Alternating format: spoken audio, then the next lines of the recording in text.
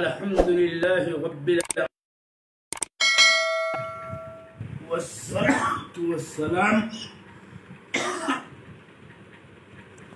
والصلاة والسلام على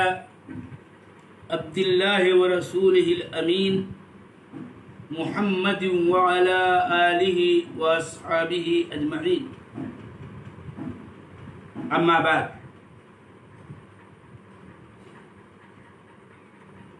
قال شيخ الإسلام ابن تيمية رحمه الله في الواسطية: فصل في سنة رسول الله صلى الله عليه وسلم. فالسنة تفسر القرآن وتبينه وتدل عليه وتعبر عنه، وما وصف الرسول صلى الله عليه وسلم به ربه من الأحاديث الصحاح التي تلقاها أهل المعرفة بالقبول، وجب الإيمان بها كذلك.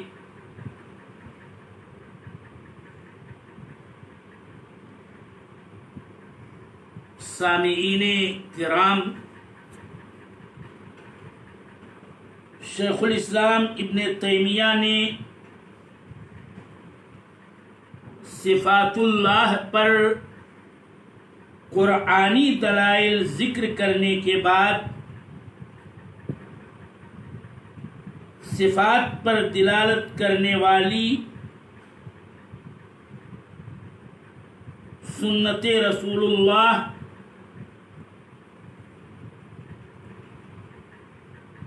کی دلیلوں کو اب ذکر کرنا شروع کر رہے ہیں. اس لیے کہ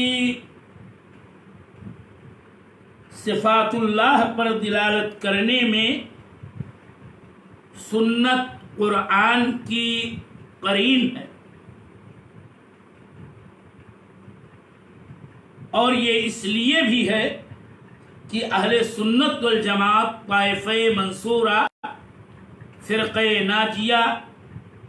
اہل الحدیث صفات اللہ کو قرآن اور سنت دونوں سے ثابت کرتے ہیں اور دونوں ہی سے اخذ کرتے ہیں. اسی لیے انہوں نے اپنی اس عظیم رسالے کے اندر ایک فصل منعقد کیا سنت رسول اللہ کے بارے میں. اس کا واضح مطلب یہ ہے کہ جس طرح سے صفات اللہ پر قرآن کی آیات دلالت کرتی ہیں، اسی طرح سے اللہ جل وعلا کی صفات پر سنت بھی دلالت کرتی ہے. ان کے الفاظ ہیں کہ ثم فی سنت رسول اللہ صلی اللہ علیہ وسلم فالسنت تفسر القرآن وتبینہ وتدل علیہ وتعبر عنہ. آپ کے اس فرمان کا ترجمہ ہے کہ پھر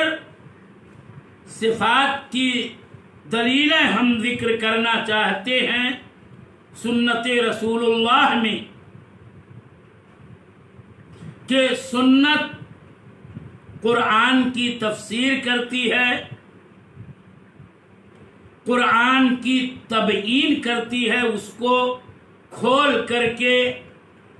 واضح طور پر بیان کرتی ہے. جیسا کہ میں نے عبارت پڑھی کہ وما وصف الرسول به ربه فی الاحادیث الصحاح چین کے نزدیک تلقی بالقبول کا درجہ رکھتی ہیں، اور جن میں اللہ تعالی کی صفتوں کو اللہ کے رسول نے بیان کیا ہے ان پر بھی ایسے ہی ایمان رکھنا واجب ہے جیسے قرآن کریم کی ان آیات پر اور ان آیات سے ثابت صفات پر ایمان رکھنا واجب اور ضروری ہے. میرے محترم سامعین، بالخصوص طلبہ جو ہمارے اولین مخاطب ہیں اور وہی اصل مقصود ہیں کہ جو اس کتاب کے اندر بیان کردہ عقائد کو اچھی طرح سے سمجھیں، بوجھیں اور اس سے فائدہ اٹھائیں. ان کے سامنے میں چند باتیں شیخ الاسلام ابن تیمیہ کی اس عبارت کی تشریح و توضیح کے طور پر ان کے سامنے رکھنا چاہتا ہوں کہ سنت کے کئی نمبر 1، کبھی سنت بول کر عام عملی طریقہ مراد لیا جاتا ہے جو اسلام میں مسنون اور مشروع ہو، جیسا کہ حدیث کے الفاظ سے سمجھا جا سکتا ہے کہ من سن فی الاسلام سنتا حسنہ، کہ جو اسلام کے اندر کوئی بہترین عملی طریقہ ایجاد کرے تو ایک معنی سنت کا یہ ہے. اور سنت کا ایک دوسرا اطلاق یہ ہے کہ سنت بول کر قرآن کا بالمقابل مراد لیا جاتا ہے کہ جیسے قرآن اللہ کا کلام ہے ایسے ہی سنت نبی صلی اللہ علیہ وسلم کا کلام اور آپ کا قول اور آپ کا فعل اور آپ کی تقریر مراد ہوتی ہے. جیسا کہ سنت بمقابلے قرآن کو سمجھنے کے لیے آپ اس حدیث کو سامنے رکھیں کہ آپ نے احق بالامامہ کے سلسلے میں فرمایا کہ یؤم القوم اقرؤہم لکتاب اللہ، قوم کی امامت وہ کروائے گا جو کتاب اللہ کا سب سے بڑا قاری ہو. فَإِن كَانُوا فِي الْقِرَاءَةِ سَوَاءً فَعَالَمُهُمْ بِالسُّنَّةِ، اگر وہ قراءت کتاب اللہ کے اندر برابر ہوں تو امامت کا استحقاق رکھنے والا وہ ہوگا جو سنت کا زیادہ جانکار ہو، یعنی سنت رسول اللہ، حدیث رسول اللہ صلی اللہ علیہ وسلم کا علم و معرفت جسے سب سے زیادہ حاصل ہو. نمبر 3، سنت کا تیسرا اطلاق یہ ہے کہ سنت بول کر ہر وہ قول و فعل اور تقریر اور صفت، ارادہ اور صفت خلقیہ و خلقیہ مراد ہوتا ہے جس کی نسبت رسول اللہ صلی اللہ علیہ وسلم کی طرف کی گئی ہو، یہ بھی سنت میں داخل ہے. اور یاد رہے کہ یہی وہ تعریف ہے جو سنت کی محدثین کرام کرتے ہیں کہ سنت ان کے نزدیک کل ما یضاف الى النبی صلی اللہ علیہ وسلم من قول او فعل او تقریر او ہم او ارادت او سیاسیہ او خلقیہ کو سنت کہا جاتا ہے، اور اسی کا مرادف حدیث ہے۔ چوتھا اطلاق سنت کا یہ ہے کہ سنت سے مراد دین کے اندر مرضی پسندیدہ طریقہ کو کہتے ہیں، جس کی دلیل کتاب و سنت، کتاب اللہ اور حدیث رسول اللہ میں ہو، اس کو بھی سنت کہا جاتا ہے۔ اور اس کا مقابل بدعت ہوتا ہے کہ جس کو کوئی شخص دین میں اپنے پاس سے اپنی طرف سے ایجاد کر لیتا ہے۔ فَكُلُّ مَنْ أَحْدَثَ فِي الدِّينِ مَا لَيْسَ عَلَيْهِ أَمْرُ رَسُولِ اللَّهِ صلی اللہ علیہ وسلم، اس کو بدعت کہتے ہیں۔ تو اس کا مقابل ایک سنت ہوتا ہے کہ جس کا مفہوم یہ ہوتا ہے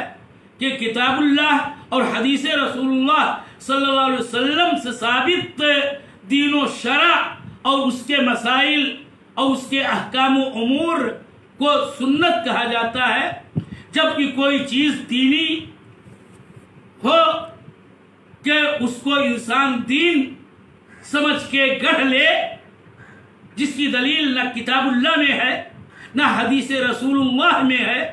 تو اس کو محدث فی الدین یعنی بدعت کہا جاتا ہے۔ یاد رہے کہ یہاں شیخ الاسلام ابن تیمیہ نے ثم فی سنت رسول اللہ کہہ کر کے نبی صلی اللہ علیہ وسلم کا قول و فعل مراد لیا ہے، اور عام لفظوں میں آپ یہ کہہ سکتے ہیں کہ حدیث رسول صلی اللہ علیہ وسلم مراد لیا کہ ثم فی سنت رسول اللہ فرمایا آپ نے، سنت سے آپ کے وہ اقوال مراد ہیں کہ جن میں آپ صلی اللہ علیہ وسلم نے امور غیبیہ اور صفات رب جل وعلا کا ذکر کیا ہے۔ اس کے بعد شیخ الاسلام ابن تیمیہ نے، میرے محترم سامعین آپ بغور سماعت فرمائیں ان کے اس قول کو کہ جس میں انہوں نے سنت کی اہمیت اور اس کی عظمت کو اجاگر کیا ہے، اور دین کے اندر اور دین کے مصدر کے اعتبار سے اس کا مقام و مرتبہ بیان کیا ہے۔ آپ نے یوں فرمایا کہ فَالسُّنَّةُ تُفَسِّرُ الْقُرْآنَ وَتُبَيِّنُهُ وَتَدُلُّ عَلَيْهِ وَتُعَبِّرُ عَنْهُ۔ یہ در حقیقت امام احمد بن حنبل کا قول ہے اور انہی کی عبارت ہے، جس کو شیخ الاسلام ابن تیمیہ نے عظمت سنت بیان کرنے کے لیے، اہمیت حدیث بیان کرنے کے لیے یہاں پر نقل کیا ہے۔ یاد رہے کہ سنت قرآن میں لفظ حکمت کے ساتھ بھی اللہ جل وعلا کا فرمان ہے وَأَنزَلَ عَلَيْكَ الْكِتَابَ وَالْحِكْمَةَ، اور اللہ تعالیٰ نے اے نبی تم پر کتاب و حکمت کو نازل کیا۔ دوسری جگہ پر کہا وَمَنْ يُؤْتَ الْحِكْمَةَ فَقَدْ أُوتِيَ خَيْرًا كَثِيرًا۔ تیسری جگہ پر کہا وَيُعَلِّمُهُمُ الْكِتَابَ وَالْحِكْمَةَ، یہ نبی لوگوں کو کتاب و حکمت سکھاتا ہے۔ ان آیات کے اندر حکمت اپنے عام ہوتی ہے، جس میں اس امر کا ذکر ہے کہ جو رسول دے اسے لے لو۔ تو یہ اللہ کے رسول صلی اللہ علیہ وسلم جو دین و شرع کے اندر اہل ایمان کے لیے رسول اللہ صلی اللہ علیہ وسلم کی زندگی کے متعلق اسوہ حسنہ کہا ہے، लक़द काना लकुम फी रसूलिल्लाहि उस्वतुन हसना। तो ये उसवे हसना यही सुन्नत रसूलुल्लाह सल्लल्लाहु अलैहि वसल्लम ही मुराद है कि जिसमें अहले ईमान को आप सल्लल्लाहु अलैहि वसल्लम की इक्तिदा करनी चाहिए और आपको अपना उसवा बनाना चाहिए। मकसूद ये है कि सुन्नत के लिए कुरान में कई लफ्ज वारिद हैं और सुन्नत शरीयत के अंदर हकीकत यह है कि उसका दर्जा यह है कि वो भी मिन इंदिल्लाही है। और सुन्नत जैसा कि शेखुल इस्लाम इब्न तैमिया ने बयान किया और उनकी इबारत की तर्जमानी और उसकी तशरीह में ये बात कही जा सकती है कि कुरान की तफसीर सुन्नत करती है और उसको वाज़ेह तौर पर खोल खोल करके बयान करती है। कुरान अज़ीम के अंदर जो मानी, जो मसाइल, जो अहकाम, जो उमूर दीनिया शरइया हैं, उसकी रहनुमाई सुन्नत से मिलती है और सुन्नत उसको ताबीर करती है, यानी उसको बयान करती है। और इसीलिए तो अल्लाह के कलाम में हम ये पाते हैं कि अल्लाह ताला ने फरमाया वअंज़लना इलैका ज़िक्रा लितुबय्यिना लिन्नासि मा नुज़्ज़िला इलैहिम वलअल्लहुम यतफ़क्करून। और ए नबी, हमने तेरे पास तेरी तरफ जिक्र को उतारा है ताकि तू लोगों के लिए मा नुज़्ज़िला इलैहिम, जो कुछ उनके पास नाजिल किया गया है, खोल खोल के बयान कर दे और ताकि लोग अच्छी तरह से तफक्कुर व तदब्बुर से काम लें। तो सुन्नत लोगों के लिए मा नुज़्ज़िला इलैहिम को बयान करती है और नबी सल्लल्लाहु अलैहि वसल्लम का वजीफा भी मालूम होता है कि आपका वजीफ़े दीनिया और रिसालिया ये है कि वो अल्लाह ताला की नाजिल करदा किताब और नाजिल करदा अहकाम को वो साफ साफ वाज़ेह तौर पर खोल खोल के बयान करते हैं। मैं आखिरी नुक्ता इसी इबारत की तशरीह से मुताल्लिक़ यूं बयान कर रहा हूँ कि कुरान के ताल्लुक़ से अगर हम सुन्नत को देखें तो याद रहे कि सुन्नत के कुरान के ताल्लुक़ से 4 मरातिब हैं। कुरान के साथ सुन्नत के 4 मकाम, 4 दर्जात, 4 मर्तबे हैं। नंबर 1, सुन्नत जो कुछ कुरान में आया है, जो कुछ कुरान में नाजिल हुआ है, हाँ, उसको मजीद साबित करती है और उसको उसकी ताकीद करती है। जैसे कि जन्नत व जहन्नम की आयात हैं, तो जन्नत व जहन्नम की सिफात के सिलसिले में जो आयात हैं, अल्लाह के नबी सल्लल्लाहु अलैहि वसल्लम के कलाम में और आपकी हदीस में, आपके फरमान में भी उन्हीं नेमत हाय जन्नत और नार के अजाबों की तफसील और उसी की तकरीर और उसी की ताकीद पाई जाती है। सुन्नत कुरान की तबयीन व तशरीह करती है और वो ये कि जो अहकाम व मसाइल मुजमल कुरान अज़ीम के अंदर नाजिल हैं, सुन्नत उसकी खोल खोल करके तौज़ीह और तशरीह और तबयीन करती है कि कुरान में एक चीज़ बिल्कुल क्लियर, वाज़ेह, मुफस्सल नहीं है, लेकिन सुन्नत हदीस रसूल सल्लल्लाहु अलैहि वसल्लम उसको वाज़ेह करती है और खोल खोल करके बयान कर देती है। जैसे कि अकीमुस्सलात व आतुज़ ज़कात कुरान करीम की आयत करीमा है। अब सलात और ज़कात के मुफस्सल अहकाम व मसाइल वो उमूर को हम सुन्नत और हदीस रसूल के अंदर पाते हैं कि जिसमें उसके सारे अहकाम खोल के बयान किए गए हैं। तीसरा मर्तबा सुन्नत का कुरान के ताल्लुक से سنت میں بعض ایسے بھی احکام کو انشاءً بیان کیا جاتا ہے کہ جو قرآن میں سرے سے ہے ہی نہیں، جیسے کہ پاؤں کے بالوں کا اکھیڑنا اور اس کا حکم، اسی طرح سے دانتوں میں فاصلہ پیدا کرنے والا عمل